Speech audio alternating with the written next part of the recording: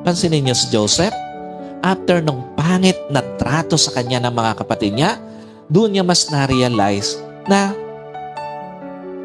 wala palang samaan ng loob na hindi kayang ayusin at kalimutan. But what's the point?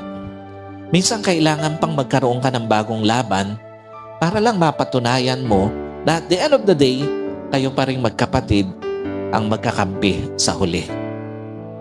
Sometimes, kailangan pang magkaroon ng bagong laban para lang mapatunayan na at the end of the day, kayo pa rin magkapatid ang totoong tropa. At minsan, kailangan pang magkaroon ka ng bagong laban para lang mapatunayan na at the end of the day, kayo pa rin magkakapatid ang totoong pamilya. Alam niyo po, napakalungkot minsan na kailangan pa ng panibagong laban ng isa para lang mapatunayan nyo na sa huli kayo pa rin pala ang magkasama, magkakampi at magtutulungan sa buhay.